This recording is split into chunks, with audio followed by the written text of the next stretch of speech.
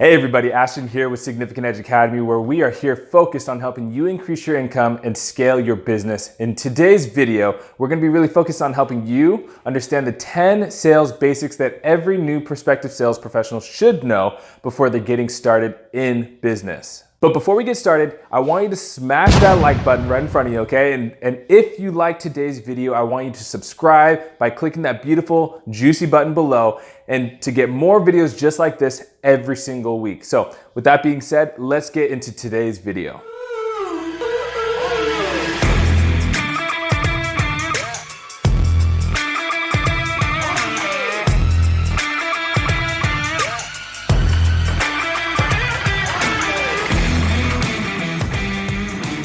Before we get started, even if you believe that you're well-versed in selling basics, it's really important to keep your sales skills really razor sharp. Sales fundamentals like listening and asking questions may make the difference between losing and winning a deal. So don't assume that a refresher course kind of like this, the basics, is beneath your level of expertise. These 10 reminders will help keep your skills polished and really form a strong selling foundation for a long sales career. So number one, listen intently. Have you ever been minding your own business and you get a call from some random number and you have a couple of choices now, right? You either pick it up or you let it go to message. Well, in this case, you made the wrong decision and you picked it up. And on the other side is a telemarketer trying to sell you some timeshare vacation opportunity, right? They start their call off with some 2-minute pitch on how this is the most amazing opportunity and that crossed their desk and how you would be so remorse to let it pass you by, right? And the entire time you're thinking, how do I get off the phone with this person? The 80-20 rule bears repeating. Spend 80% of your time listening and 20% of your time talking. You're there to serve your customers, right? But you won't be able to do that if you don't stop talking long enough to uncover the issues. Ask a lot of questions and take notes on the answers that force you to really listen in carefully. And what this will do is help you ensure that you remember the important points of the conversation. Sit on the edge of your seat. Be fascinated by what your prospect is saying. And a big sale may be writing on every single word. Number two, ask questions first and then present later.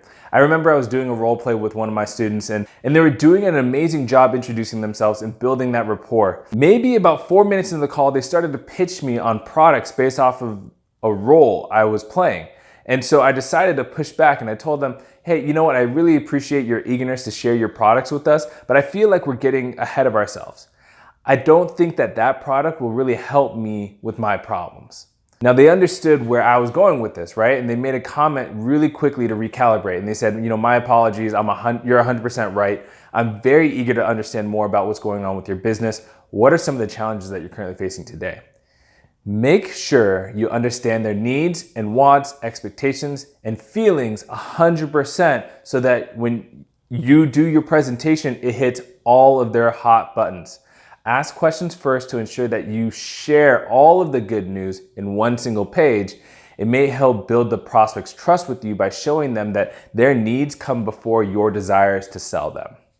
All right, so number three, this kind of ties into number two, uncover the needs. Don't assume them. Just like the example I shared before, how can you offer a perfect solution without understanding the problem, right? Just as no competent doctor prescribes treatment before thoroughly examining the patient, you should let your prospects tell you what they need instead of assuming what you think that they need. Remember, prospects know themselves way better than you do. So give them a chance to share that knowledge with you so that you can both benefit. All right, so number four, uncover the budget. Nothing worse than talking to a prospect through an entire sales cycle and to come in and then the agreement come on the final day and they're about to sign the paperwork and all of a sudden, whoa, hey, we got no budget. Now, it's a worst feeling in the world and I suggest that you don't go through it. Once you and your prospect know how much they can spend, both of you can consider buying decisions more seriously, right? Assure your prospect that you'll do your best for them regardless of the size of their budget. When you've proven your honesty and reliability with a small order, your customers may reward you with a much bigger one later in the future. If your prospect seems uncomfortable discussing money, ask for a ballpark figure and work from there. Ultimately, you want to build trust by understanding exactly what it is that they're currently working with and how you can support them. Number 5, uncover the decision-making process and the people involved. Every business prospect or customer has a buying process when it comes to purchasing a car or implementing a global system.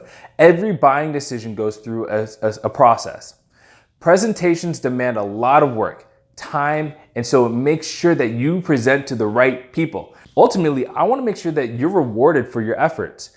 It may take a little bit longer to reach all the decision makers, but trying to sell to a non-decision maker simply is just a waste of time, okay? So instead, if you're presenting to the wrong person, spend your time building trust with that person and hold them as a key champion for yourself. Make them a champion so that you can get in contact with the people that can make those decisions to help you with the sale later on. Number 6, build rapport without going overboard. Prospects are not your friend. I mean, I'm very well versed in trying to building rapport very quickly, but even I know that when I'm prospecting, it's all about business in the beginning. And that as you start to build trust over time, you'll be able to start building a deeper connection with them and that friendship will form. Salespeople who try too hard to make friends with their prospects may be doing them more harm than good. So most prospects want a salesperson in the beginning who will be more informative, consultative in the industry and the resources that they may need to help solve their problems and be more reliable to their business and be a business partner. So this is all to be a showcase so that you can show them exactly what they need in their business, and then maybe later you can become golfing buddies. So stick to impressing the prospects with your honesty and your expertise instead of you trying to win them with your personality. Number 7, don't answer unspoken objections. Now, I'm not saying you can't cover typical objections throughout the discovery process, but when customer voices concerns, uncover the real issue behind them. By asking them why they raised that point, you never know how much your prospect knows about your product. So don't just volunteer information to them that they may perceive as possibly being negative, unless you're able to solve the problem right there, right now. So once again, keep it simple, answer objections as they start to arise. Number 8, customize the sales process. A couple years back when I was working in inside sales, I covered the Rocky Mountain territory. These individuals typically were wholesome, friendly, and they really liked to talk a lot, right? They talked about their families, their kids, the plans that they had for their vacations, their weekends. And I tailored all of my calls to really match that same tone and feel. Now, on the other hand, I remember listening to one of my coworkers who talked to his accounts and he was short, he was quick, he was straight to the point, and almost sounded rude. And I guess you can make a guess on what territory he covered, right? Many of you are probably saying he was probably covering New York. And he was covering New York. And it's not that we had different selling processes. We just customized our sales process to who we were talking to at that time. We all like to be treated like the special, unique individuals that we are. So tailor your sales style to suit each of your prospects. So to keep them really happy and comfortable with who they're talking to, right? Observe their personalities and characteristics closely, then conduct yourself accordingly. The more you customize your sales process, and the more your customers will feel the center of attention, and the more likely that they are to return as a VIP, and they want that VIP treatment. All right, number 9, go with the flow. Few people really like to be sold, right? And fewer still enjoy being manipulated, right? Your desire to close a sale is secondary to your customers' needs. So make sure you can really help your prospects get targeted on what they need.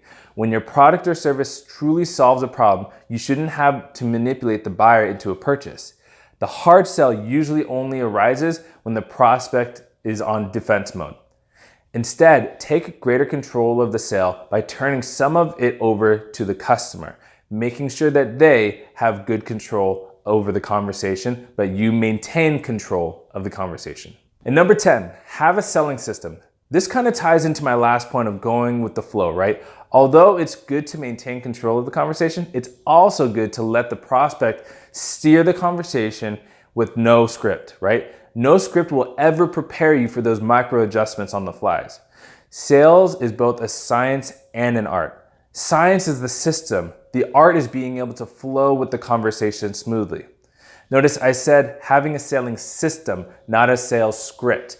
Every new sales rep always asks me, hey Ashton, what kind of question should I ask this person for this problem? Do you have a sales script that I can use to make a prospecting call or whatever?